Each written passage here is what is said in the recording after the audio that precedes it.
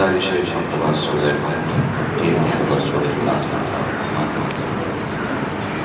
اس بات میں مجھے اسرار حسین کے کوئی ساتھ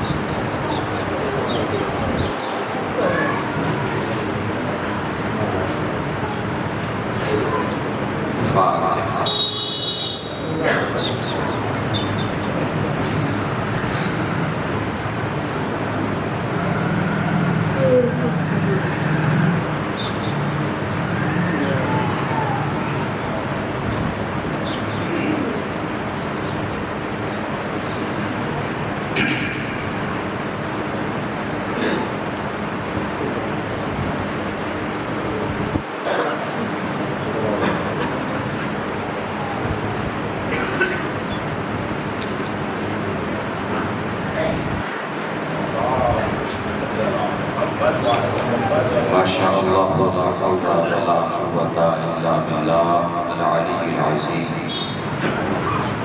اعوذ باللہ السمیع العلیم من الشیطان اللعین الرجیم بسم اللہ الرحمن الرحیم الحمد للہ رب العالمین الصلاة والسلام علی اشرف الاولین والآخرین خاتم النبیین شفیع المذنبین رحمت للعالمین الملقب بالطہ و یاسین مولانا مولا الثقلین سید الکونین امام القبلتین جد الحسن والحسین ابی القاسم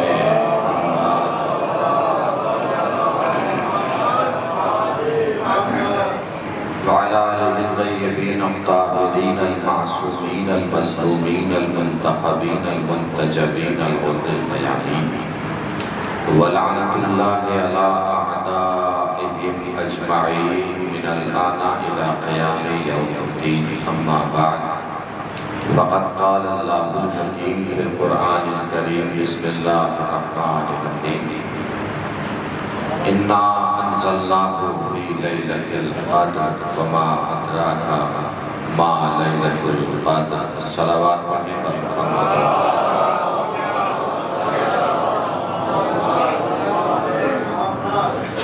مجد کے طور پر آواز بلند آنے سے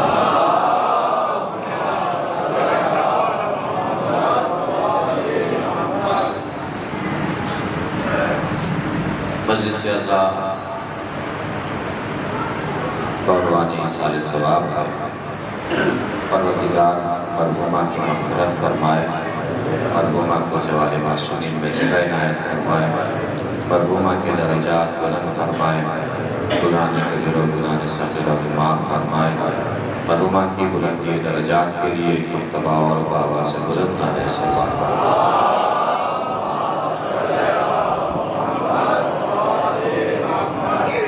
اس وقت جو بھی حالات دنیا میں جو حالات اور ماحول سبا کا پیش نظر ہے سبا کا سامنے ہے تو انشاءاللہ اس گفتگو کی سعادت اس وقت حاصل کرنے کی کوشش کی جائے گی کہ اس میں موجودہ حالات اور حالات حاضرہ اس سلسلے سے بھی جوانوں سے تھوڑی سی گفتگو ہو جائے گا اور ہم کئی سارے ثواب پر اسی سلسلے سے چونکہ خاتمہ کی سارے ثواب پر مجلس ہے قرآن مجید کا وہ سورہ جسے ہم سورہ مبارکہ قدر کے نام سے جانتے اور پہچانتے ہیں سورہ قدر جس میں پروردگار عالم ارشاد فرما رہا ہے اِنَّا أَنزَلْنَاهُ فِي لَيْلَةِ الْقَدْرِ ہم نے قرآن کو لیلۃ القدر میں نازل کیا وَمَا أَدْرَاكَ مَا لَيْلَةُ الْقَدْرِ تم کیا جانو لیلۃ القدر کیا ہے لیلۃ القدر خیر من الف شہر لیلۃ القدر 1000 مہینوں سے بہتر تنزل الملائکۃ والروح فیہا بإذن ربہم من کل امر۔ لیلۃ القدر میں آسمان کے فرشتے لوگوں کے امور لے کر اللہ کی اجازت سے نازل ہوتے ہیں۔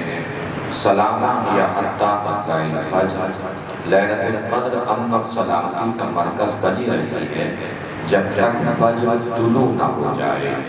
یہ سورہ بارہ القدر کا ترجمہ ہے جس کا آغاز ہوا انا انزلناہ فی لیلۃ القدر، ہم نے قرآن کو لیلۃ القدر میں نازل کیا۔ صاحبان فہم ادراک موجود ہے اور فرمائیں گے کہ قرآن مجید کا تذکرہ اس سورے میں صرف پہلے ہی لفظ میں ہے، انا انزلناہ، ہم نے قرآن کو نازل کیا۔ اس کے بعد پورے سورے میں کہیں قرآن مجید کا تذکرہ اللہ نے نہیں فرمایا۔ پورے سورے میں لیلۃ القدر کی عظمت بیان کی گئی ہے۔ قرآن کو کب نازل کیا؟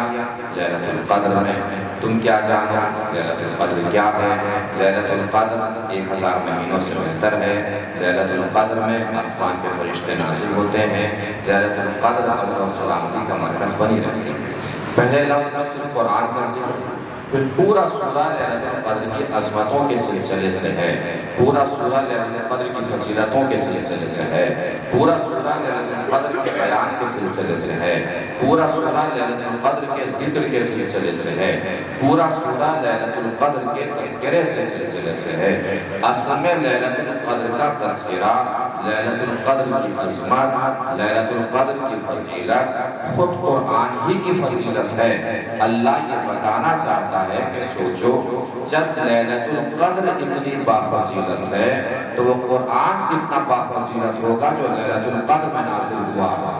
بالکل ایسے ہی جیسے پروردگار عالم نے قرآن مجید میں کعبے کا تذکرہ فرمایا، کعبہ جو اول بیت ہے، کعبہ جو بیت محرم ہے، کعبہ جس کو 2 نبیوں نے بنایا ہے، کعبہ جو جوف ارض پہ واقع ہے، کعبہ جس پہ غلاف چڑھا ہوا ہے، کعبہ جو اللہ کا گھر ہے، کعبہ جس کو پاک رکھا گیا ہے، کعبہ جس کو طاہر رکھا گیا ہے، کعبہ جس کو مطہر رکھا گیا ہے۔ کعبے کی اتنی عظمت کیوں بیان کی جا رہی ہے؟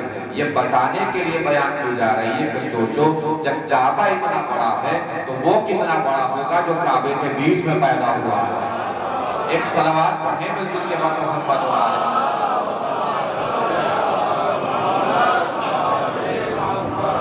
کیا نازل کیا؟ لیلۃ القدر میں قرآن مجید۔ قرآن مجید خود بافضیلت، قرآن مجید خود باعظمت، قرآن مجید خود بلند مرتبہ، قرآن مجید خود بڑی کتاب، قرآن مجید خود بلند کتاب، قرآن مجید خود بزرگ کتاب، قرآن مجید جس کے بارے میں خود اللہ ارشاد فرما رہا ہے وَنَزَّلْنَا عَلَيْكَ الْكِتَابَ تِبْيَانًا لِكُلِّ شَيْءٍ وَهُدًى وَرَحْمَةً وَبُشْرَىٰ لِلْمُسْلِمِينَ۔ یہ قرآن تبیان ہے، یہ قرآن بیان ہے، یہ قرآن رحمت ہے، یہ قرآن بشارت ہے۔ پھر ارشاد ہوا بسم اللہ الرحمن الرحیم ھذا بصائر من ربکم وہدی ورحمۃ لقوم یؤمنون۔ یہ قرآن بصیرت ہے، یہ قرآن بصارت ہے، یہ قرآن عقل ہے، یہ قرآن شعور ہے، یہ قرآن حجت ہے، یہ قرآن دلیل ہے، یہ قرآن فکر ہے۔ پھر ارشاد ہوا بسم اللہ الرحمن الرحیم وَنُنَزِّلُ مِنَ الْقُرْآنِ مَا هُوَ شِفَاءٌ وَرَحْمَةٌ لِلْمُؤْمِنِينَ۔ یہ قرآن شفا ہے، یہ قرآن مشکل کشا ہے۔ پھر ارشاد ہوا بسم اللہ الرحمن الرحیم فَمَنْ حَاجَّكَ فِيهِ مِنْ بَعْدِ مَا جَاءَكَ مِنَ الْعِلْمِ۔ یہ قرآن علم ہے۔ پھر ارشاد ہوا بسم اللہ الرحمن الرحیم یا ایھا الناس قد جاءکم برہان من ربکم وانزلنا الیکم نورا مبینا۔ یہ قرآن برہان ہے، یہ قرآن نور مبین ہے۔ پھر ارشاد ہوا تبارک الذی نزل الفرقان علی عبدہ لیکون للعالمین نذیرا۔ یہ قرآن فرقان ہے یعنی حق اور باطل کے درمیان فیصلہ کرنے والی کتاب ہے۔ پھر ارشاد ہوا بسم اللہ الرحمن الرحیم ذالک امر اللہ انزلہ الیکم۔ یہ قرآن امر ہے۔ پھر ارشاد ہوا والقرآن العظیم۔ یہ قرآن عظیم ہے۔ پھر ارشاد ہوا انہ لقرآن کریم۔ یہ قرآن کریم ہے۔ پھر ارشاد ہوا انا نحن نزلنا الذکر وانا لہ لحافظون۔ یہ قرآن ذکر ہے۔ اتنی ساری عظمتیں پروردگار عالم نے قرآن مجید میں خود قرآن مجید کے بیان فرمائی۔ یہ قرآن کی بیان ہے، یہ قرآن بیان ہے، یہ قرآن ہدایت ہے، یہ قرآن رحمت ہے، یہ قرآن بشارت ہے، یہ قرآن بصارت ہے، یہ قرآن بصیرت ہے، یہ قرآن عقل ہے، یہ قرآن شعور ہے، یہ قرآن حجت ہے، یہ قرآن دلیل ہے، یہ قرآن فکر ہے، یہ قرآن ذکر ہے، یہ قرآن کریم ہے، یہ قرآن عظیم ہے، یہ قرآن ہے، یہ قرآن فرقان ہے، یہ قرآن بیان ہے، یہ قرآن تبیان ہے۔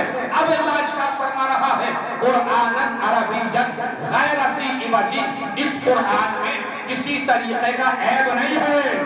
مجھے ایمانداری سے بتائیے، میں منبر پہ آؤں اور معاذ اللہ ثم معاذ اللہ ثم معاذ اللہ میں قرآن میں کوئی عیب نکالنا شروع کروں، آپ میں سے کتنے لوگ برداشت کر لیں گے؟ کھینچ نہیں لیں گے منبر سے، کیا کہیں گے؟ کافر ہو گیا، مسلمان نہیں رہا۔ 1400 سال سے ہمیں یہی سمجھ میں نہیں آیا، جب قرآن میں عیب نکالنے والا مسلمان نہیں رہتا تو جس کے دل پہ قرآن نازل ہوا اس میں عیب نکالنے والا۔ ایک صلوات پڑھیں مل جل کے محمد و آل محمد۔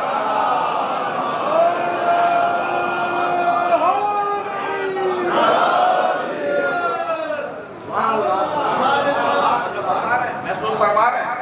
تو یہ قرآن مجید کو اللہ نے نازل کیا ہے لیلۃ القدر۔ اس کا مرکزی موضوع اس سورہ مبارکہ کا لیلۃ القدر ہے۔ اب تھوڑی سی گفتگو لیلۃ القدر کے سلسلے سے کر لیتے ہیں۔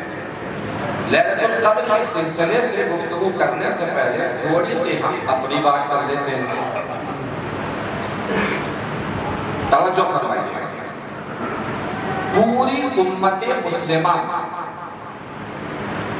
بہت غور طلب گفتگو، یہاں سے خصوصی توجہات آپ حضرات کی چاہتا ہوں۔ تھوڑا سا اگر آپ لوگ سمٹ کے بیٹھ جائیں گے تو جو لوگ باہر دھوپ میں کھڑے ہیں وہ ہو سکتا ہے کہ آپ کی وجہ سے اندر تشریف لے آئیں۔ تھوڑا سا آپ لوگ سمٹ کے بیٹھ جائیں، تھوڑا سا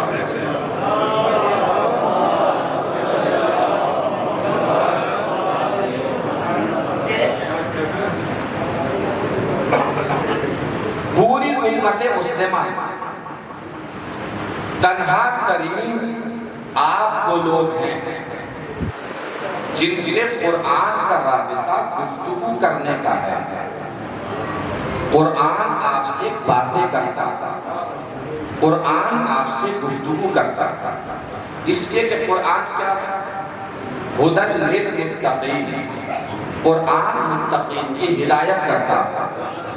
قرآن آپ سے جو باتیں کرتا ہے، توجہ فرمائیے، اس لیے کہ تنہا ترین امت مسلمہ میں آپ ہی وہ افراد ہیں جن کے پاس قرآن مجید کے ہر لفظ کا کردار موجود ہے۔ آپ کے علاوہ کسی کے پاس قرآن کے الفاظ کا کردار موجود نہیں ہے۔ مثلا قرآن پڑھیے اور اٹھ کے کھڑے ہو جائے اور کہیے کہ مجھے نہیں پتا اس لفظ سے کون مراد ہے، اس آیت سے کون مراد ہے۔ اس کا مطلب قرآن سے آپ کا رابطہ یاد کرنے کا تو ہو سکتا ہے، باتیں کرنے کا نہیں ہو سکتا، گفتگو کرنے کا نہیں ہو سکتا۔ جملہ بدل ہوتا صاحبان ادب محسوس فرمائیں گے، مطلب فرمائیں گے، یعنی آپ کے علاوہ قرآن کسی کو منہ لگانے کے لیے قابل نہیں سمجھتا۔ آپ کے علاوہ کسی کو اس قابل نہیں سمجھتا کہ قرآن آپ سے باتیں کرے، آپ سے گفتگو کرتا ہے۔ کیوں؟ اس لیے کہ آپ کے پاس قرآن کے ہر لفظ کا کردار موجود ہے، اور قرآن کے ہر لفظ کا کردار ہونا کیوں ضروری ہے؟ توجہ دیجیے، اس لیے کہ قرآن کیا ہے؟ ہدی للمتقین، قرآن متقین کے لیے ہادی ہے۔ قرآن کیا ہے؟ ہادی ہے، قرآن ہادی ہے۔ اور یاد رکھیے، ہدایت اس وقت تک مکمل ہو ہی نہیں سکتی جب تک ہدایت کا خارج میں کوئی کردار موجود نہ ہو۔ مثلا قرآن نے کہا نماز پڑھو، قرآن نے بتا دیا نماز پڑھو، توجہ دیجیے گا، نماز پڑھو قرآن نے بتا دیا، اب خارج میں کوئی ایسا کردار ہونا ضروری ہے جو آپ کو نماز پڑھ کے دکھائے کیسے پڑھو۔ صلوات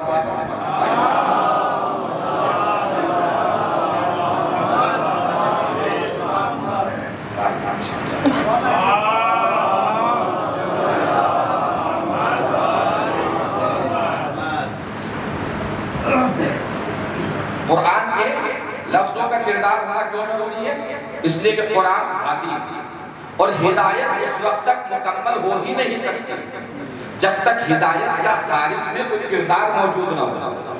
مثلا قرآن نے حکم دیا آپ کو کہ نماز پڑھو، قرآن نے حکم دیا کہ نماز پڑھو، اب خارج میں کوئی ایسا کردار اور کریکٹر ہونا ضروری ہے جو آپ کو نماز پڑھ کے دکھائے کہ ایسے پڑھو۔ قرآن نے کہا روزہ رکھو، اب خارج میں کوئی ایسا کردار ہونا ضروری ہے جو آپ کو روزہ رکھ کے دکھائے کہ ایسے رکھو۔ قرآن نے کہا حج کرو، اب خارج میں کوئی ایسا کردار ہونا ضروری ہے کہ جو آپ کو حج کر کے دکھائے کہ حج آپ کو ایسے کرنا ہے۔ تنہا ترین آپ کو لوگ ہیں جن کے پاس قرآن کے ہر لفظ کا کردار موجود ہے، بلکہ ایک منزل کا اور اضافہ کیے دے رہا ہے۔ صرف قرآن مجید نہیں، لغت اور ڈکشنری میں وہ تمام الفاظ جو اچھی صفات کے لیے استعمال ہوتے ہیں، تنہا ترین آپ کو لوگ ہیں جن کے پاس ہر صفت کا کوئی نہ کوئی کردار موجود ہے۔ مثلا لغت نے کہا شجاعت، جیسے ہی لغت شجاعت کہے گی فوراً آپ کے ذہن میں وہ کردار آئے گا جو بہادر ہے۔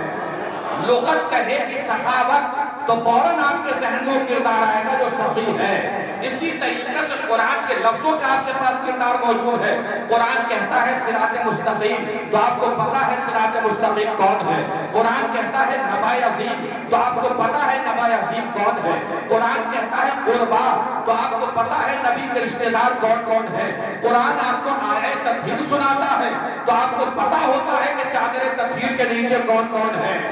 ایک اور منزل اور آگے بڑھ جاؤ، صرف لفظوں کی بات نہیں، صرف آیات کی بات نہیں، صرف حرفوں کی بات نہیں، پوری امت مسلمہ میں تنہا ترین آپ کو لوگ ہیں جن کے پاس بسم اللہ الرحمن الرحیم کی بے کے نیچے جو نقطہ لگا ہے اس کا بھی کردار موجود ہے۔ یعنی آپ کے پاس لفظوں کا کردار، آیات کا کردار، حرفوں کا کردار، نقطوں کا کردار، تو جب آپ کو پتا ہے صراط مستقیم کون ہے، جب آپ کو پتا ہے نبأ عظیم کون ہے، جب آپ کو پتا ہے قربا کون ہے، تو کیا آپ کو یہ پتا نہیں ہونا چاہیے کہ لیلۃ القدر کون ہے؟ پتا ہونا چاہیے کہ نہیں پتا ہونا چاہیے کہ لیلۃ القدر کون ہے؟ اب کیسے پتا چلے کہ لیلۃ القدر کون ہے؟ لیلۃ القدر کا تعارف کیا ہے؟ لیلۃ القدر میں فرشتے نازل ہوتے ہیں۔ کیوں نازل ہوتے ہیں؟ لوگوں کے امور لے کر نازل ہوتے ہیں۔ آسان لفظوں میں سمجھ لیجئے، لیلۃ القدر وہ رات ہے جس رات میں لوگوں کے نصیب بنتے ہیں، جس رات میں لوگوں کے مقدر بنتے ہیں۔ اب لیلۃ القدر کا تعارف قرآن میں یہ ہے کہ لیلۃ القدر وہ رات ہے جس رات میں لوگوں کے نصیب بنتے ہیں۔ اب قرآن کے باہر کوئی ایسا کردار ہونا ضروری ہے جس کے دروازے پر جا کر لوگوں کے نصیب بن جاتے ہوں۔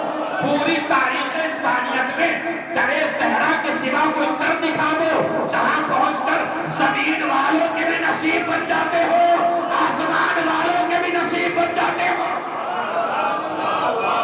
درِ صحرا پہ زمین والوں کے بھی نصیب بنتے ہیں، درِ صحرا پہ آسمان والوں کے بھی نصیب بنتے ہیں۔ اب میں مکمل کیے دے رہا ہوں گفتگو کو اور بات کو۔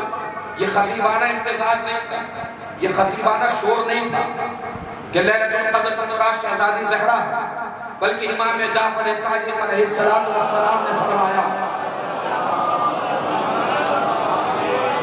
کہ جو شخص لیلۃ القدر کو اس کے تمام اعمال، افعال اور ارکان کے ساتھ انجام دے، اللہ اس کے تمام گناہ معاف کر دیتا ہے، چاہے زمین کے ذروں کے برابر ہو یا آسمان کے تاروں کے برابر۔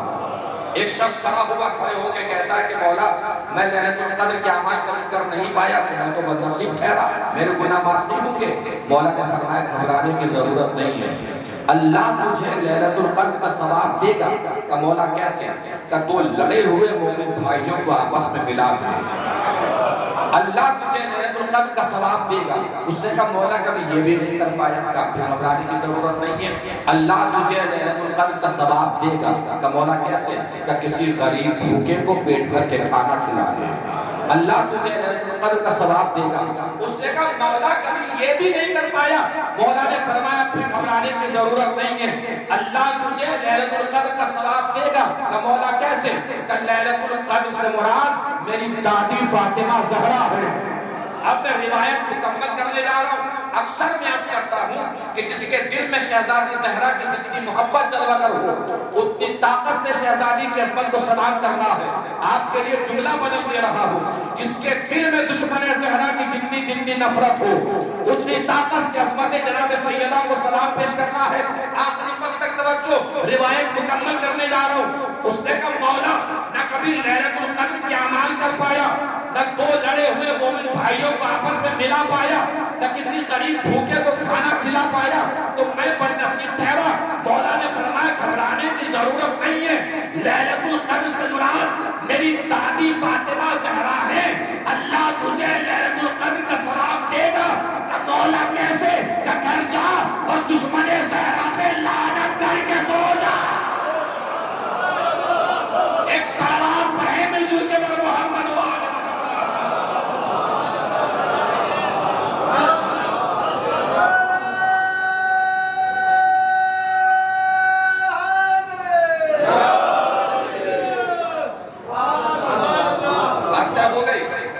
سمجھیے اگر لیلۃ القدر سے مراد شہزادی جناب سیدہ ہیں تو میں ترجمہ کرنے گا۔ علماء کرام تشریف فرما ہے، بزرگان تشریف فرما ہے۔ ترجمہ انا انزلناہ فی لیلۃ القدر، لیلۃ القدر سے مراد شہزادی زہرا سلام اللہ علیہا۔ تو آپ کر لیجئے ترجمہ انا انزلناہ فی لیلۃ القدر، ہم نے قرآن کو لیلۃ القدر میں نازل کیا، یعنی اللہ نے اعلان فرمایا فاطمہ زہرا وہ لیلۃ القدر ہے جس کے دامن میں ہم نے کبھی حسن جیسا قرآن بھیجا، کبھی حسین جیسا قرآن بھیجا۔ ایک صلوات پڑھے مل جل کے بر محمد و آل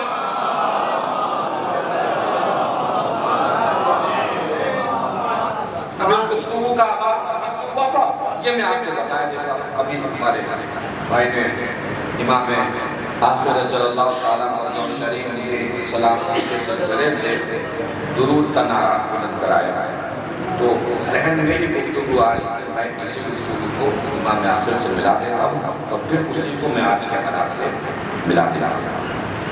اب ہم بڑھ رہے ہیں اسی منزل کی طرف جہاں ہمیں پہنچنا۔ بات طے ہو گئی کہ لیلۃ القدر میں آسمان کے فرشتے نازل ہوتے ہیں۔ اس کا مطلب لیلۃ القدر کا یہ قاعدہ ہے کہ جب بھی لیلۃ القدر آئے گی فرشتے نازل ہوں گے۔ لیلۃ القدر اب بھی آتی ہے یا نہیں آتی ہے نا؟ تو گھبرا کیوں رہے؟ آتی ہے نا لیلۃ القدر کو؟ جو اعمال کرتے ہیں لیلۃ القدر کے وہ تو کم سے کم بتائیں کہ آتی ہے۔ لیلۃ القدر آتی ہے، اگر آتی ہے ابھی تو آپ بھی فرشتے نازل ہوتے ہیں۔ جب بھی لیلۃ القدر آئے گی فرشتے نازل ہوں گے، مگر سوال یہ ہے کہ فرشتے نازل ہوں گے کہاں؟ توجہ دیجیے گا، فرشتے نازل کہاں ہوں گے؟ اب قرآن قاعدہ بتاتا ہے کہ فرشتوں کے نزول کی جگہ کیا ہے، فرشتوں کے نزول کا مقام کیا ہے۔ ارشاد ہے بسم اللہ الرحمن الرحیم وَيُنَزِّلُ الْمَلَائِكَةَ بِالرُّوحِ مِنْ أَمْرِهِ عَلَىٰ مَن يَشَاءُ مِنْ عِبَادِهِ، اللہ فرشتوں کو اپنے مخصوص بندے پہ نازل کرتا ہے۔ بات میری مکمل ہو گئی، اللہ فرشتوں کو اپنے مخصوص بندے پہ نازل کرتا ہے۔ اس کا مطلب جب بھی لیلۃ القدر آئے گی فرشتے نازل ہوں گے، جب بھی فرشتے نازل ہوں گے کسی مخصوص بندے پہ نازل ہوں گے۔ اس کا مطلب جب تک لیلۃ القدر آتی رہے گی اس زمین پر کسی مخصوص بندے کا ہونا ضروری ہے۔ اور میں نے کہاں سے آغاز کیا تھا کہ تنہا ترین آپ کو لوگ ہیں جن کے پاس قرآن کے ہر لفظ کا کردار موجود ہے۔ ابھی میں نے آپ کو بتایا نہیں کہ مخصوص بندہ ہے کون، میرے بتانے سے پہلے آپ کو پتا ہے کہ اس دور میں اسی مخصوص بندے کو امام زمانہ کہا جاتا ہے۔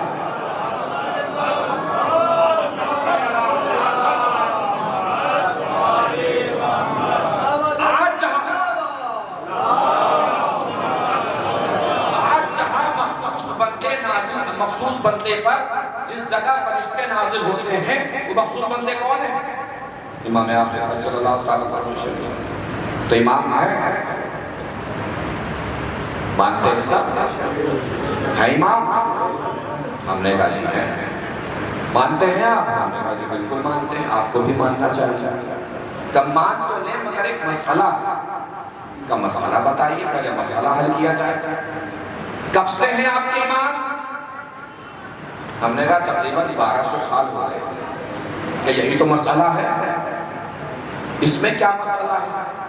کہ 1200 سال کا انسان اگر ظہور کر بھی لے تو لوگوں کی ہدایت کیسے کرے گا؟ ہم نے کہا ہدایت کیوں نہیں کر سکتا؟ کہ 1200 سال کا آدمی اتنا بوڑھا ہو چکا ہوگا، لوگوں کی ہدایت کیسے کرے گا؟ اب نزاکت محسوس فرمائیے گا تو بتائیے گا۔ اعتراض یہی ہوتا ہے نا کہ آپ کے امام اتنے بوڑھے ہو چکے ہوں گے، لوگوں کی ہدایت کریں گے کیسے؟ ہم نے کہا بھیا بڑھاپا اتنا ہی خراب ہے تو پھر ہر دور کا بوڑھا خراب ہے، پھر اس زمانے کا نہیں ہر زمانے کا بوڑھا خراب ہے، پھر کسی بوڑھے کو حامی نہیں ہونا چاہیے۔ حالانکہ بڑھاپا خراب نہیں ہے، ہم بڑھاپے کو خراب کیوں سمجھتے ہیں؟ کس وجہ سے سمجھتے ہیں؟ اس لیے کہ بڑھاپا کمزوری کا مظہر ہوتا ہے، اس لیے ہم بڑھاپے کو خراب سمجھتے ہیں۔ قرآن بڑھاپے کو خراب نہیں سمجھتا، قرآن کے پاس بڑھاپے کے لیے ایک الگ تعبیر موجود ہے۔ قرآن مجید کی تعبیر سن لیجیے، بسم اللہ الرحمن الرحیم۔ اللہ ارشاد فرماتا ہے، پروردگار عالم فرماتا ہے بڑھاپے کے سلسلے سے بڑھاپے کی تعبیر۔ وَمِنْكُمْ خَلَقْنَاكُمْ، اللہ نے تم میں سے کچھ لوگوں کو پیدا کیا، ثُمَّ يُتَوَفَّاكُمْ، پھر تمہیں مارے گا، وَمِنْكُمْ مَن يُرَدُّ إِلَىٰ أَرْذَلِ الْعُمُرِ، اور پھر تمہیں میں سے کچھ لوگوں کو ان کے بڑھاپے کی طرف پلٹایا جائے گا۔ ہم کہتے ہیں بڑھاپا آئے گا، قرآن کہتا ہے بڑھاپا پلٹایا جائے گا۔ آپ یہاں آئے ہیں کہ پلٹ کے آئے ہیں؟ آئے ہیں، پلٹ کے کہا جائے گا اپنے مرکز کی طرف، اس کا مطلب پلٹا جاتا ہے اپنے مرکز کی طرف۔ قرآن نے یہ نہیں کہا بڑھاپا آئے گا، قرآن نے کہا بڑھاپا پلٹایا جائے گا۔ یہ پلٹایا جانا کیا ہوتا ہے؟ بچپن تھا، ہاتھ تھے، وزنی چیز اٹھا نہیں سکتے تھے، پیر تھے، چلتے ہوئے لڑکھڑاتے تھے، گردن تھی، ایک جگہ رک نہیں سکتی تھی، آنکھیں تھی، ایک منظر پہ ٹھہر نہیں سکتی تھی۔ بڑھاپا پلٹایا جائے گا، ہاتھ ہوں گے وزنی چیز اٹھا نہیں پائیں گے، پیر ہوں گے چلتے ہوئے لڑکھڑائیں گے، گردن ہوگی ایک جگہ رک نہیں پائے گی، آنکھیں ہوں گی ایک منظر پہ ٹھہر نہیں پائیں گی۔ اسے کہتے ہیں پلٹایا جانا۔ اس کا مطلب جیسا بچپن ہوگا ویسا ہی بڑھاپا ہوگا، جیسا بچپن ہوگا ویسا ہی بڑھاپا ہوگا، جیسا بچپن ہوگا ویسا ہی بڑھاپا ہوگا۔ جملہ بدل دوں تاکہ کیفیت بدل جائے۔ اس کا مطلب جس کا جیسا بچپن اس کا ویسا بڑھاپا۔ اگر بچپن کمزور ہوگا تو بڑھاپا بھی کمزور ہوگا، لیکن اگر کسی نے بچپن میں کلہ ازدہ چیرا ہوگا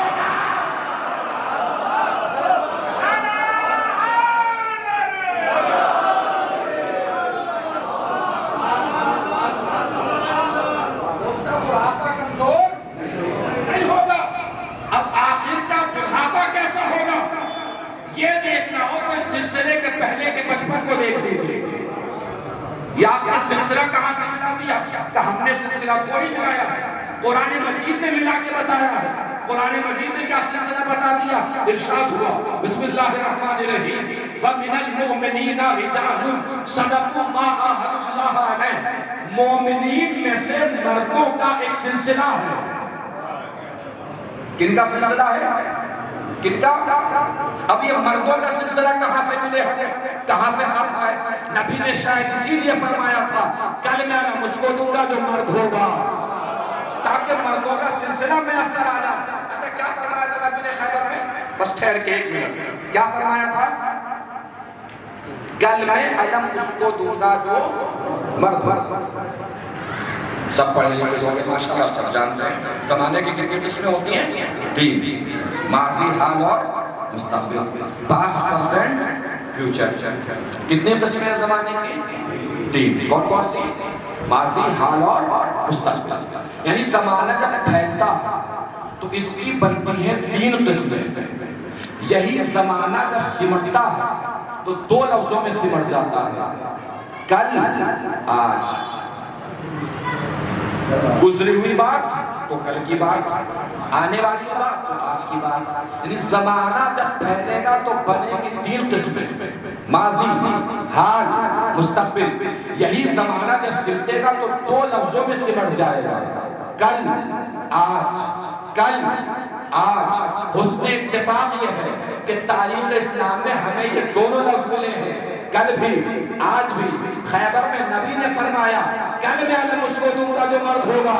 خدا نے غدیر میں فرمایا آج میں نے دین مکمل کر دیا، آج نعمتیں تمام کر دی، آج میں تمہارے دین سے راضی ہوا۔ اللہ جانے کون پہنچا کون رہ گیا، تاریخ نے سارا منظرنامہ دکھا دیا۔ بھائی نبی نے جب کل کہا تو علی کو علم ملا، خدا نے جب آج کہا تو علی کو مولا بنایا گیا۔ مسلمان علی سے بچ کے کہاں کہاں بھاگے گا؟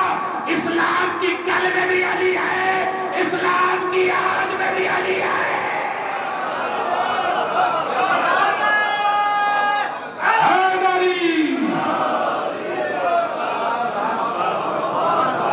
باتیں ہو گئی، پہنچ گئی بات۔ وَمِنَ الْمُؤْمِنِينَ رِجَالٌ صَدَقُوا مَا عَاهَدُوا اللَّهَ عَلَيْهِ۔ مومنین میں سے مردوں کا ایک سلسلہ ہے، کرتے کیا ہے وہ؟ صدقوا ما عاهدوا اللَّهَ عَلَيْهِ، ہدایت کرتے ہیں لوگوں کی۔ صدقوا ما عاهدوا اللَّهَ عَلَيْهِ، جو انہوں نے اللہ سے عہد و پیمان کیا ہوا ہے اس کو وہ سچ کر دکھاتے ہیں۔ پہلی صفت کیا ہے ان کی؟ جو اللہ نے ہادی بنائے ہیں، پہلی صفت مومن میں سے ہے، دوسری صفت مرد ہے، تیسری صفت کیا ہے؟ وَمِنْهُمْ مَنْ قَضَى نَحْبَهُ وَمِنْهُمْ مَنْ يَنْتَظِرُ۔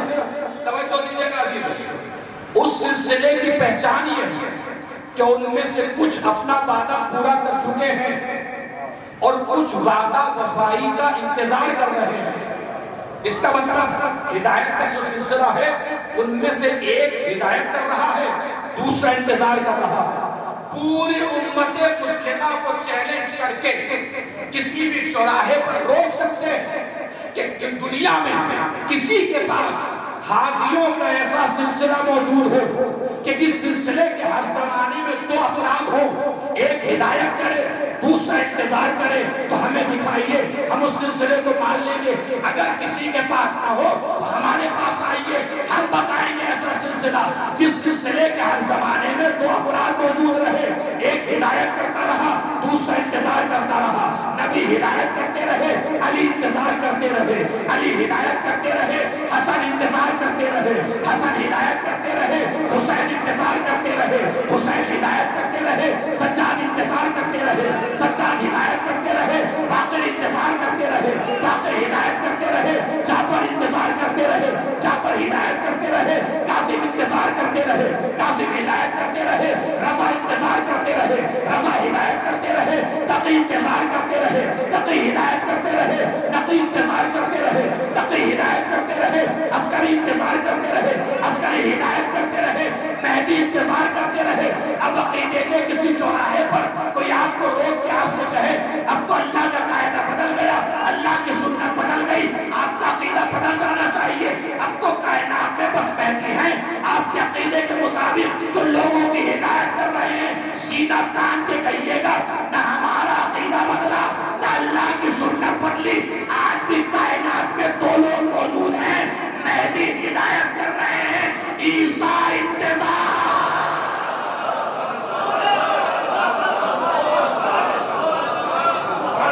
ایک صلوات پڑھیں مل جل کے بردو ہم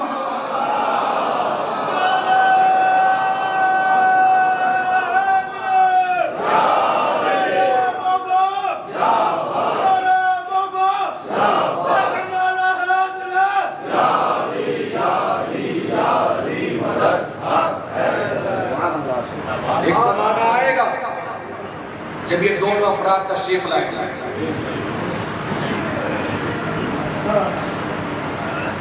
کہاں سے ظہور ہوگا؟ کعبے سے۔ تاریخ جاننے والے لوگ جانتے ہیں اس بات کو۔ کعبے کی دیوار سے پشت لگا کے امام کھڑے ہوئے، جہاں سے مولا کا ظہور ہوگا۔ آپ آپ کے ساتھ کتنے افراد ہوں گے؟ 313 جو تشریف لے رہے ہیں عمرے کے لیے یا حج کے لیے وہ جانتے ہیں تھوڑی سی دوری پر مقام ابراہیم سامنے مقام ابراہیم وہاں سے ظہور ہوگا مولا مقام ابراہیم میں کھڑے ہوئے وہاں سے چل کے مقام ابراہیم میں کھڑے ہوئے وہاں بیعت عمومی ہوگی مولا کے ہاتھ پر 10,000 لوگ بیعت کریں گے کتنے لوگ؟ کتنے؟ 10,000 وہاں سے قافلہ چلے گا الگ الگ مقامات سے ہوتا ہوا اس قافلے کی منزل دمشق ہوگی شام کی راجدھانی دمشق تک یہ قافلہ پہنچتے پہنچتے اس قافلے میں 1,00,000 لوگ شامل ہو جائیں گے کتنے؟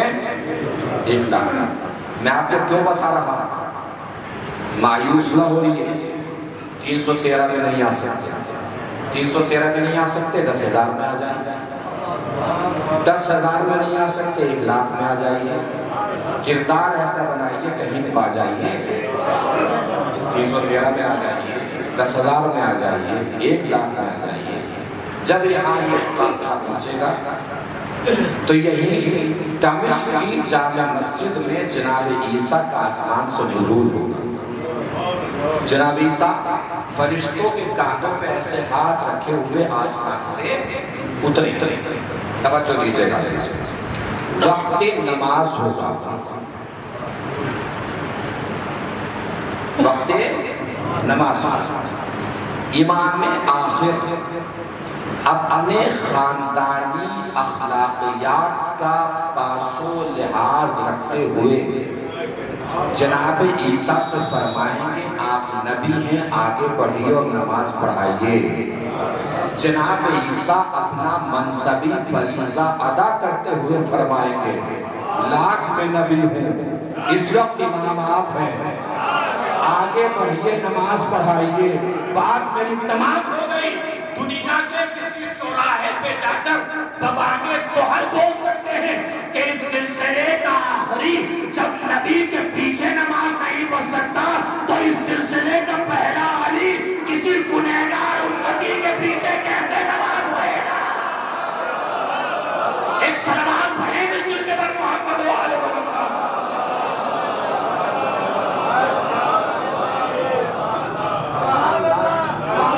نماز ایسی ہوگی جس کا تو مقام میں لکھا ہے مصلی بچھے گا پانی پہ بڑا مشہور سا جملہ ہے جب آ گیا تو وہ بھی سنتے چلیے کہاں بچھے گا مصلی کہاں پانی پہ پروردگار پانی میں مصلی کیوں بچھوا رہا ہے کعبے میں بچھوا لیتا بیت المقدس میں بچھوا لیتا دنیا کو پتا چل جاتا ہے جس کا کعبہ ہے اسی کا بیت المقدس ہے یہ پانی میں مصلی بچھانے کی کیا ضرورت اللہ جواب دے گا اسے صرف مصلی نہ سمجھو یہ امامت کی مسند ہے پروردگار مسندیں بھی تو پانی پہ نہیں بچتی مسند بھی یا تخت پر بچتی ہے یا منبر پر بچتی ہے اللہ شاید جواب دے تم نے دیکھا نہیں تھا ہم نے امامت کی مسند پہلے تخت پر ہی بچھائی تھی ہم نے امامت کی مسند پہلے منبر پر ہی بچھائی تھی لوگ کودے تخت پہ بیٹھ گئے لوگ کودے منبر پہ بیٹھ گئے اس بار امامت کی مسند نہ تخت پر بچھے گی نہ منبر پر بچھے گی اس بار امامت کی مسند پانی پہ بچھاؤں گا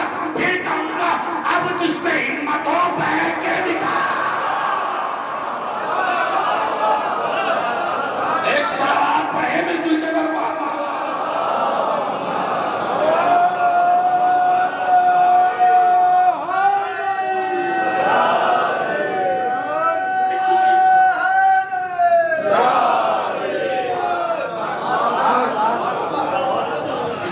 ہدایت کے ارکان یہ ہدایت کا سلسلہ ہے ہدایت کے ارکان جس کا آغاز نبوت سے پروردگار عالم نے فرمایا ہدایت کا آغاز ہوا بنام نبوت آگے بڑھا یہ سلسلہ بنام رسالت وجود میں آیا بعد نبوت و رسالت اسی سلسلے ہدایت کے تسلسل کو امامت کہتے ہیں اور غیبت امام میں اسی ہدایت کے تسلسل کو مرجعیت کہتے ہیں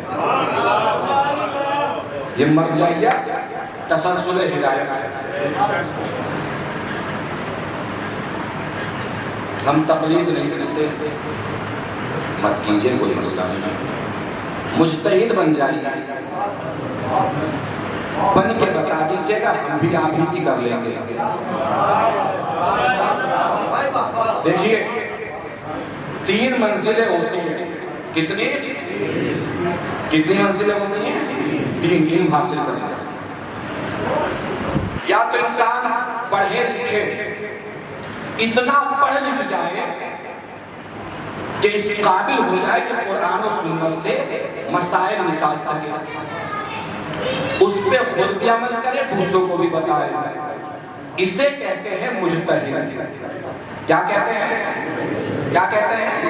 قرآن و سنت سے مسائل اخذ کرنے کی صلاحیت حاصل کر کے جو ان مسائل پر خود بھی عمل کرے، دوسروں کو بھی بتائے، ہو گیا مجتہد۔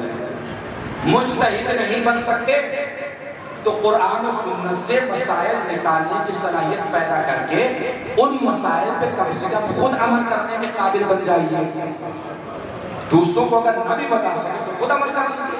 اسے کہتے ہیں شریعت کی اصطلاح میں محتاط۔ کیا کہتے ہیں؟ تو پہلی منزل میں انسان کیا ہوتا ہے؟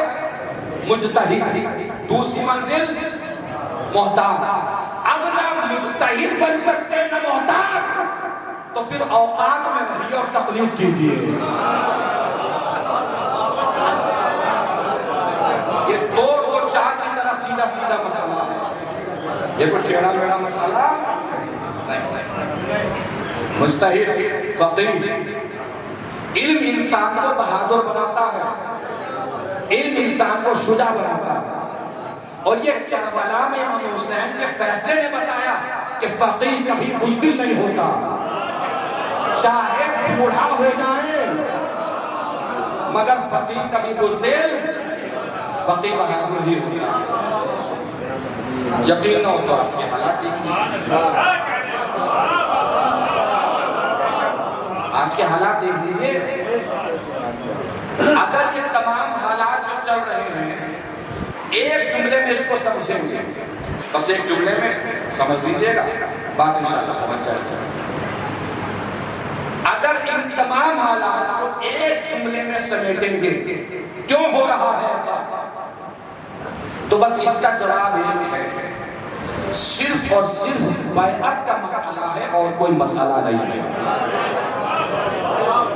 اور ہمارے سامنے مسئلہ 1400 سال سے ہے، اور ہمارا جواب 1400 سال سے ایک ہی ہے۔ کل بھی انکار تھا، آج بھی انکار ہے، قیامت تک انکار رہے گا۔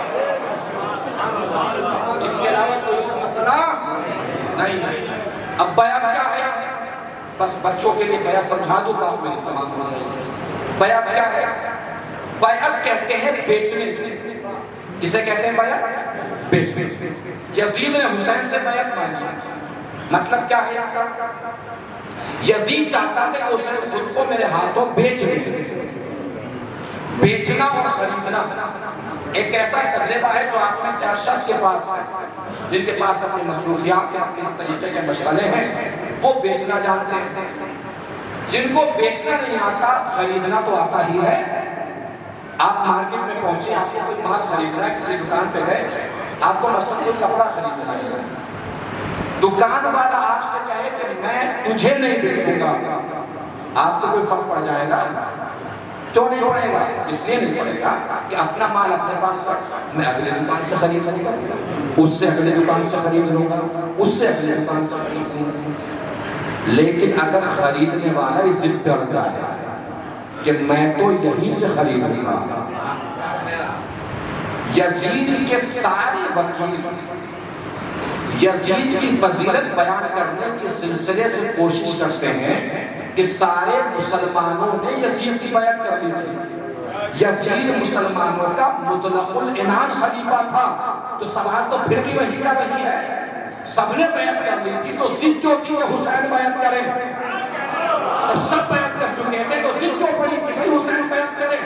ایک پارٹی 300 پارلیمنٹ کی سیٹ جیت گئی ہو، ایک مظفر نگر کی سیٹ ہار بھی جائے تو کوئی فرق پڑ جائے گا اس کے اوپر؟ حکومت تو پھر بھی بن جائے گی اس کی۔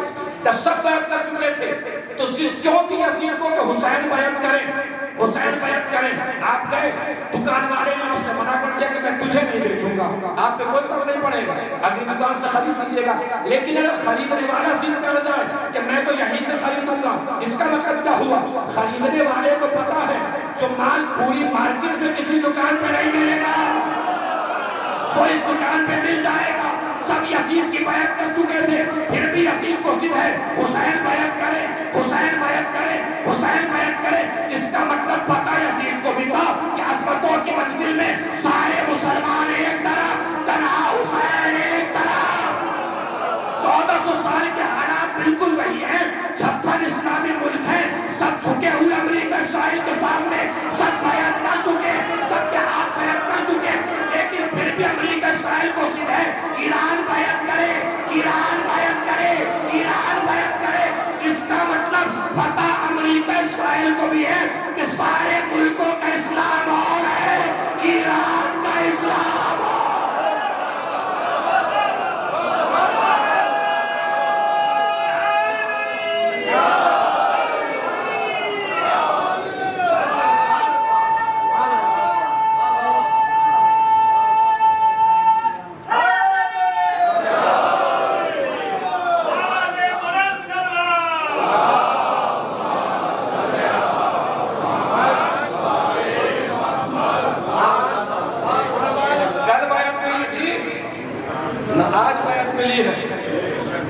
ہار جیت کا فیصلہ مرنے مارنے سے نہیں ہوتا.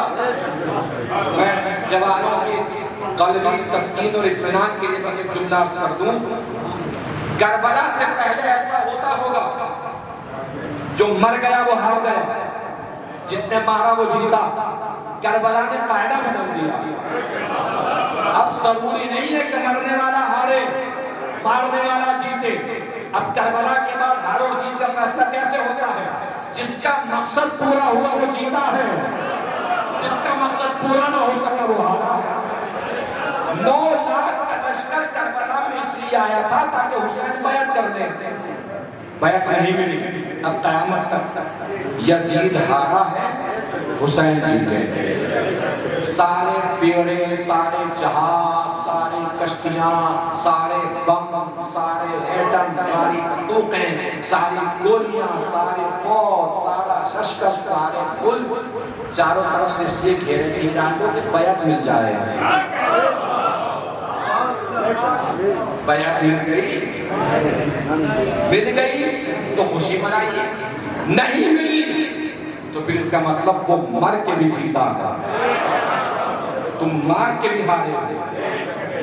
اور یہ بات اسرائیلی فوجی ہے, مسٹر اسکاٹ کر کے اس کا انٹرویو آپ کو مل جائے گا سوشل میڈیا پہ, تلاش کیجیے گا, مل جائے گا. پہلے فوجی تھا, اب رپورٹر بن گیا. اس نے کہا ہے کہ جنہوں نے ان کو شہید کیا ہے وہ پاگل ہے. جن کو شہید کیا ہے نا وہ جس مکتب کربلا سے وابستہ ہیں, مارنے والوں کو پہلے وہ مکتب پڑھنا چاہیے تھا.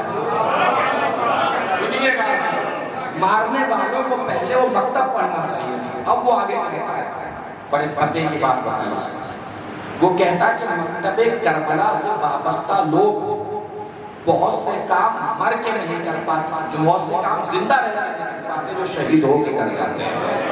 پھر اس نے باتیں بتائی الگ کس طریقے سے ان کی شہادت کے بعد کارنامے چلتے ہیں. اب ایک اور بات سن لیجیے, بس یہ آخری بات ہو. مکتب کربلا ایک ایسا مکتب ہے جو افراد سے نہیں چلتا, نظام سے چلتا ہے. افراد سے نہیں چلتا, کس چیز سے چلتا ہے؟ نظام سے. میزائل بیس میں, دشمن ہوٹل میں, میزائل ہوٹل میں. ایسا نہیں لگ رہا تھا جیسے ایران کی میزائلیں ابابیل بنی ہوئی تھی, جہاں جہاں دشمن بھاگ کے جا رہا تھا. اور انڈیا ٹیم میں ایک صاحب کا بیان سن رہا تھا جو ایران کی مخالفت میں اکثر بولا کرتے تھے. وہ ایک دن پتہ نہیں ان کے دل میں کیسے ایمان چاٹ گیا, وہ بولتے بولتے بولتے اچانک انڈیا ٹیم میں کہ اب تو ایران کے حالات دیکھ کے ایسا لگتا ہے کہ ان میں سب سے نرم دل رہبر ہی تھے. بات میری تمام ہو گئی. اب تو ایران کے حالات دیکھ کے ایسا لگ رہا ہے کہ ان میں سب سے نرم دل رہبر ہی تھے, جو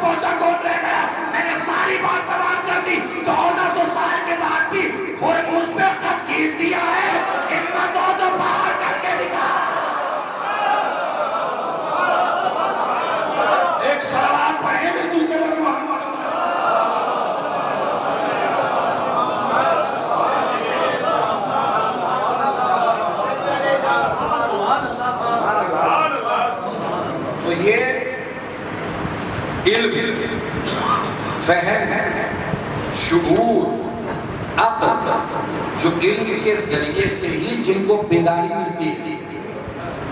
علم ہدایت کا تسلسل ہے۔ علم انسان کو بزدل نہیں ہونے دیتا، علم انسان کو بہادر بناتا ہے۔ جانے والا چلا گیا، دنیا بھر کو اس پرچم کے نیچے متحد کر کے چلا گیا جس پرچم کے اوپر رہبر کا نام لکھا ہے، چونکہ وہ خود اس پرچم کے نیچے تھے جس پرچم پر ابو الفضل عباس کا نام لکھا ہوا تھا۔ اور یہ مجلس ایصال ثواب بات تمام ہو گئی۔ ایک ماں کے ایصال ثواب کی مجلس انسان کے کردار پر، ماں باپ کے کردار کا بہت بڑا اثر ہوتا ہے۔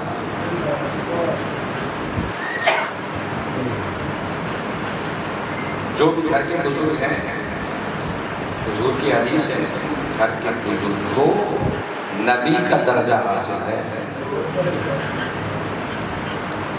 بزرگوں کا احترام کرتے رہیے۔ احترام ہم بہت کرتے ہیں، یہ مجلس خود دلیل احترام ہے کہ ہم مرنے والے کو اس کے مرنے کے بعد بھی بھولتے نہیں۔ کتنا احترام کرتے ہیں؟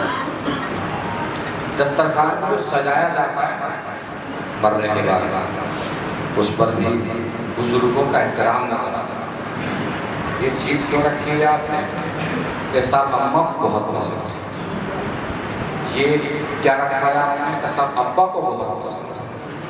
میرے جوانوں اور جوانوں، یہ میرے ہاتھ جڑے ہیں، جن بزرگوں کا احترام ہم مرنے کے بعد اتنا کرتے ہیں نا، ان کا احترام اگر ہم زندگی میں اتنا ہی کرنے لگے تو ہماری یہ دنیا بھی سنور جائے گی، ہماری وہ دنیا بھی سنور جائے گی۔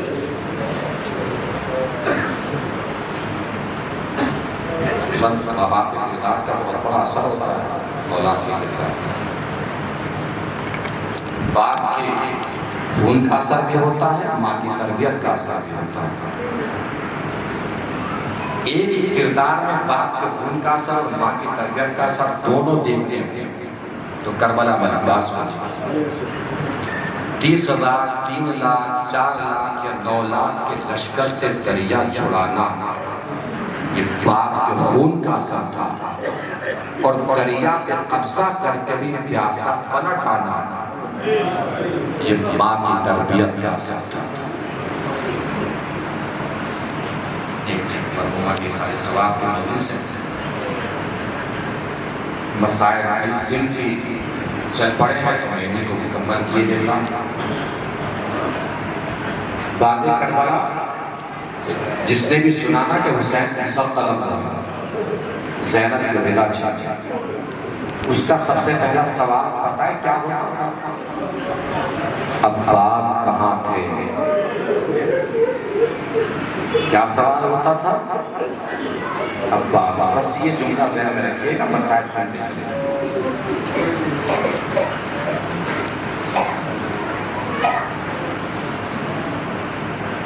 ایام اعظم قریب ہیں۔ ایام اعظم میں آپ اکثر ایک نام سنیں گے، جناب شیری۔ سنتے ہیں نا جناب شیری کا نام؟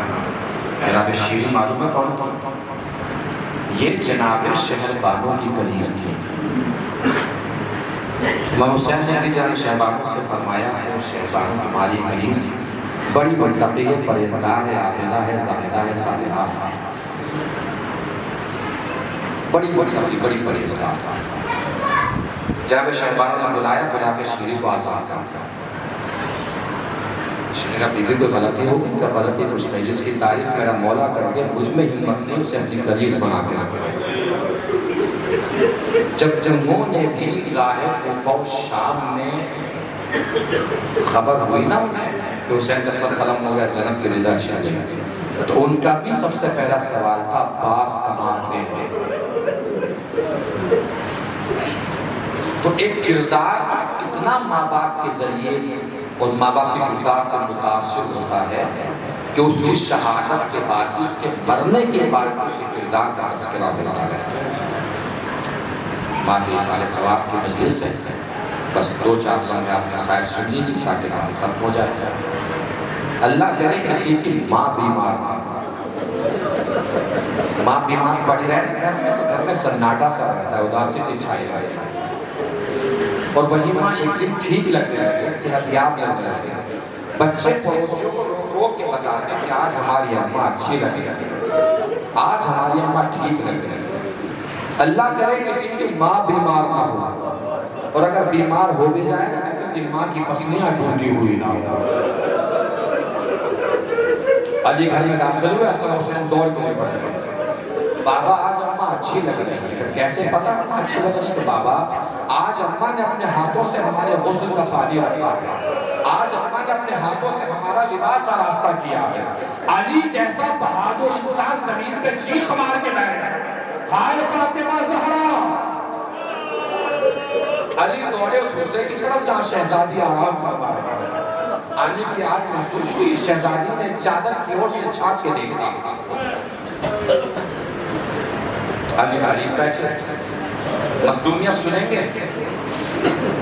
شہزادی زہرا کے نہیں، مولا علی کی مظلومیت سنی ہے۔ سمجھ گئے نا؟ تو دل پھٹنے کے لیے جملہ کافی ہے۔ علی بیٹھے، شہزادی کا ہاتھ اپنے ہاتھ میں تھاما، فرمایا زہرا زہرا زہرا، اپنے بابا سے میری شکایت نہ کیجیے گا۔ تڑپ گئی شہزادی فاطمہ، یا علی میرے بعد مجھے بھول نہ جائیے گا، قبر پہ روزانہ قرآن پڑھنے آیا کیجیے گا، میرے بچوں کا خیال رکھیے گا۔ شہزادی فاطمہ نے جتنی قربانی دی ہے مولا علی کے لیے کوئی نہیں دے سکتا، اس سے زیادہ قربانیاں کوئی کیا ہی دے کہ زہرا نے علی کے لیے اپنی پسلیاں تک توڑوا لی۔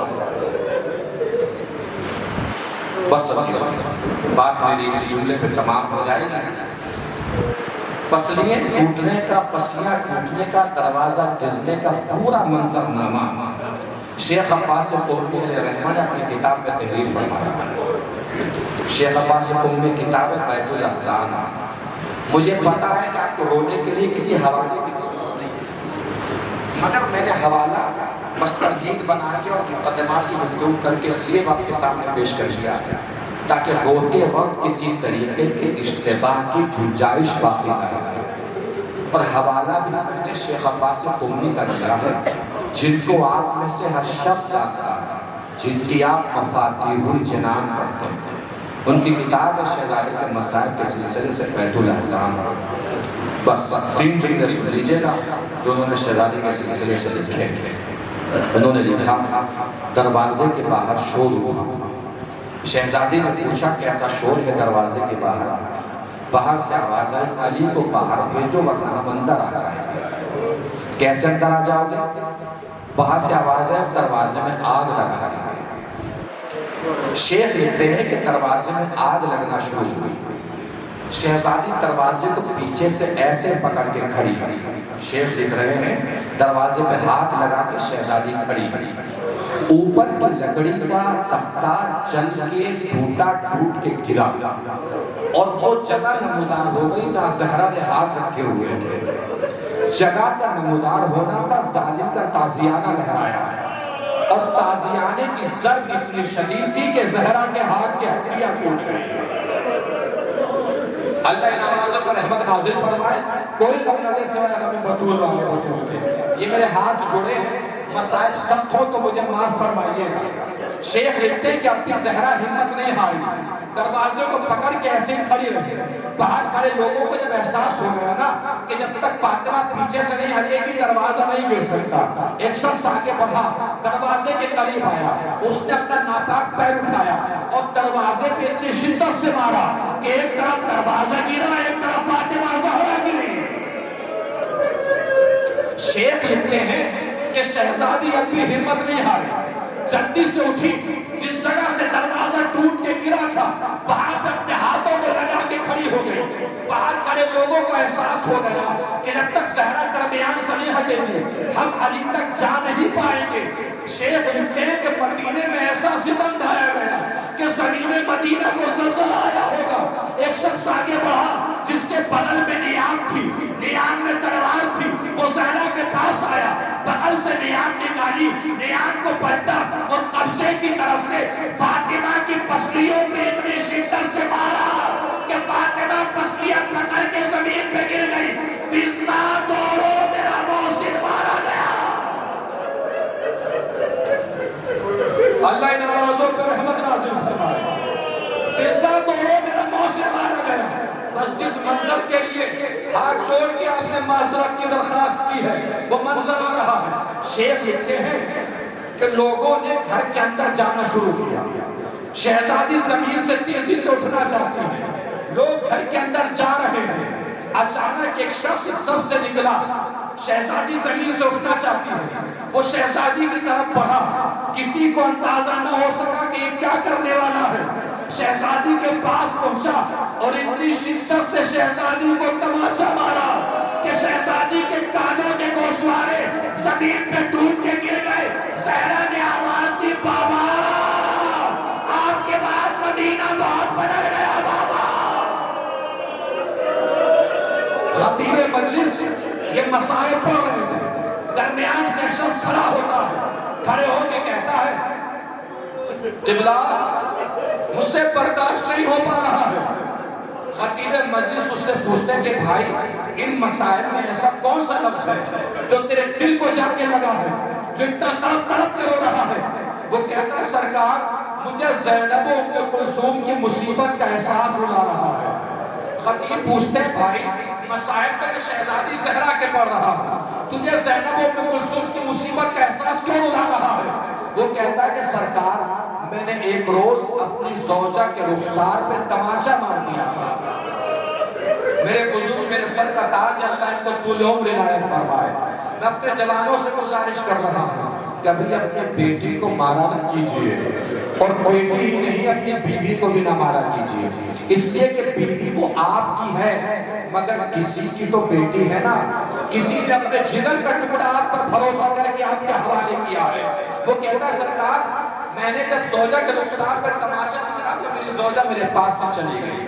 کچھ گھنٹوں کے بعد میری زوجہ میرے پاس آتی ہے، میرے سامنے ہاتھ جوڑ کے کھڑی ہو جاتی ہے، مجھ سے کہتی ہے آپ میرے مالک ہیں، سید سردار ہیں، میں اپنے اوپر آپ کو پورا حق دیتی ہوں کہ اگر مجھ سے کبھی کوئی غلطی ہو جائے کرے تو آپ تنبیہ کر سکتے ہیں، چاہیں تو مجھے مار بھی سکتے ہیں، بس یہ میرے ہاتھ جڑے ہیں۔ آج کے بعد اتنا خیال رکھیے گا کبھی میرے رخسار پہ تماچا میری بیٹیوں کے سامنے نہ ماریے گا، اس لیے کہ جب سے آپ نے تماچا مارا ہے نا میری بیٹیاں مجھ سے بار بار پوچھ رہی ہے اماں یہ رخسار پہ نشان کیسا، اب مجھے بتائیے میں بیٹیوں کو کیا جواب دوں؟ سرکار میں یہی سوچ سوچ کے پریشان ہوں، جب زینب و ام کلثوم نے پوچھا ہوگا اماں یہ رخسار پہ نیل کا نشان کیسا، زہرا نے کیا بتایا ہوگا، زہرا نے کیا جواب دیا ہوگا، زہرا نے بچوں کو کیسے مطمئن کیا ہوگا، زہرا نے بچوں کی بے قراری کو کیسے قرار میں بدلا ہوگا،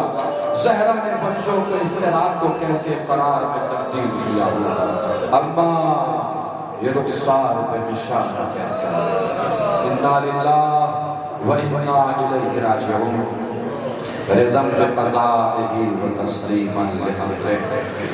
بارہا شہزاد کا جو بھی ثواب تو نے معیر و مقرر فرمایا اس سے مرحومہ کی روح کو شاد و آباد فرما، مرحومہ کو زوار معصومین میں جگہ عنایت فرما، مرحومہ کے درجات بلند فرما، خدا نے قدر و دلال سبیرہ تمام فرما۔ بارہا جو بھی حضرات پریشان حال ہیں ان کی پریشانیوں کو دور فرما، جو مقروض ہیں اپنے قرضوں کو ادا فرما، جو بغیر کسی خطا کے مقید ہے انہیں قید سے رہائی دلا، جو بیمار انہیں شفا کاملہ و واجبہ عنایت فرما، پرچم اسلام کو سربلند فرما، پرچم کفر و نفاق کو سرنگو فرما، مقامات مقدسہ کی حفاظت فرما، علماء کرام کی حفاظت فرما، مراجع کرام کی حفاظت فرما، ظالموں کو نیست و نابود فرما، مظلومین کی حمایت و نصرت فرما، امام آخر کے ظہور میں تعجیل فرما، اور ہم سب کو اس قابل بنا کے بعد ظہور ہم امام کے انصار و عوان میں شمار ہو سکیں۔ گزارش ہے ایک مرتبہ اور سورہ حمد اور 3 مرتبہ سورہ اخلاص کی تلاوت فرما کر نرگس فاطمہ بنت نثار حسین کے روح کو حسن فرما۔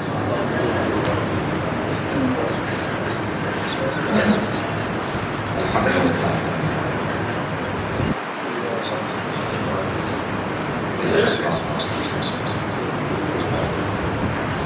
بسم اللہ